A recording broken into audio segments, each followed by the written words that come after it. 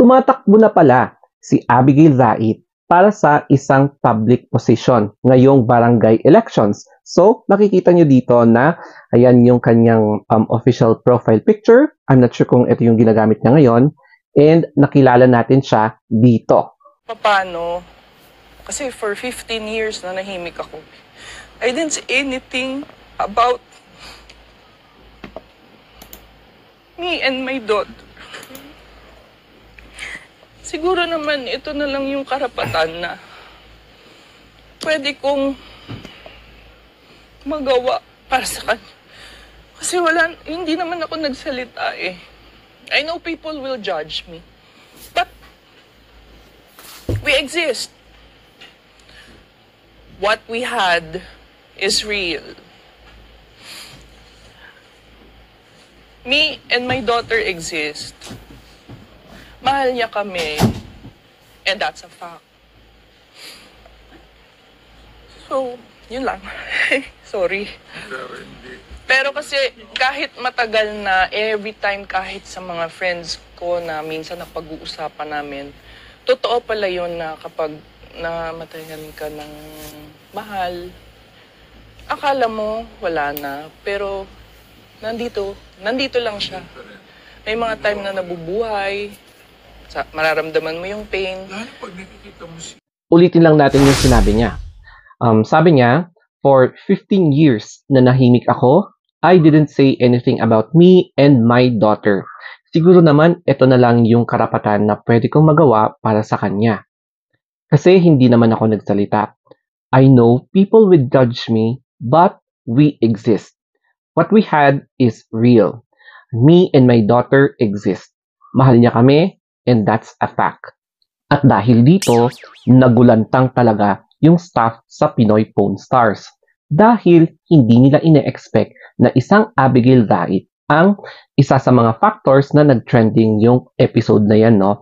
Kasi dumating sila sa place na yan para ipatubos, if I'm not mistaken, yung isang jersey ni Francis Magalona. So, na-curious sila kung legit ito.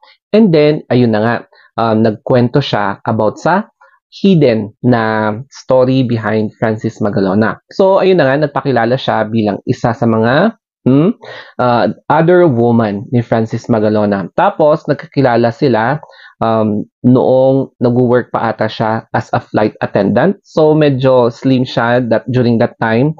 So, it's like 15 years ago. Ayan. And, ayun na nga, inamin niya kung ano yung inamin niya. So, yun na nga sinabi niya na within 15 years na nahimik siya and ngayon, nagpasabog talaga siya. Nakaka-amaze din ang reaction ni Pia Magalona nung lumabas ang certain Abigail Rait.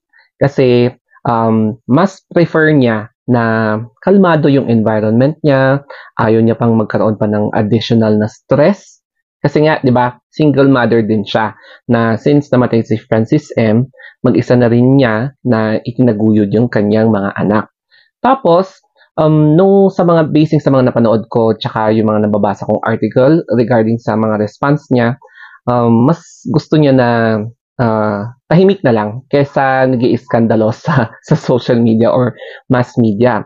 Tapos, napabalita kasi noon na meron din siyang hinaharap na pagsubok such as nagkaroon din siya ng serious health condition, no? Kaya parang double jeopardy na masakit na mawalan ka ng partner tapos biglang magkaroon ka rin ng health problem.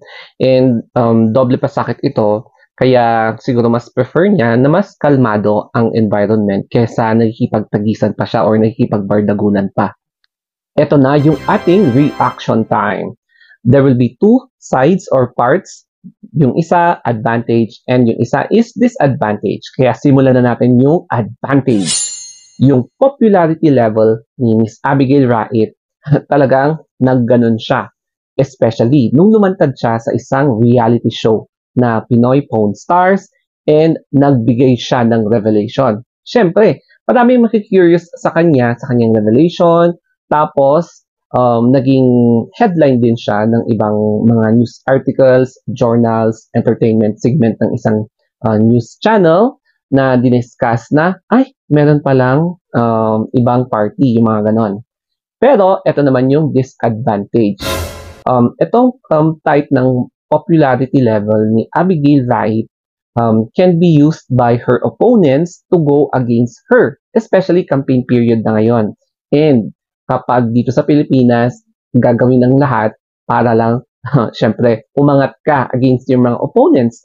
So, expected na merong mga opponents na gagamitin itong revelation ni Abigail Wright to go against her, dudungisan yung kanyang credibility or dignity para umangat sila sa position na gusto nilang makamit, no? For example, kagawad o kaya barangay captain na gusto talaga nilang i-demolish lahat ng mga opponents nila. Pero, eto lang. At the end of the day, marirealize mo talaga na you cannot please everybody. Kahit na no matter how successful you are, no matter how flexible you are, meron talagang ibang party na siguro hindi or ayaw talaga sa'yo. Especially kapag meron kang nasangkutan na issue na merong involved na other party. So expected talaga na you have to face siguro consequences or challenges na pwedeng harapin mo kung hindi man ngayon, in the future. Kaya always ready kung ano man yung mga pagsubok na ina-expect mong mangyari sa'yo in the future. Okay? So, sana may natutunan kayo dito sa video, kahit konti lang. And I am very sure talaga na makaka-relate ang iba dito. Especially sa situation ni Abigail Wright, Gia Magolona. Okay? So, that's it guys. Always remember to think positively.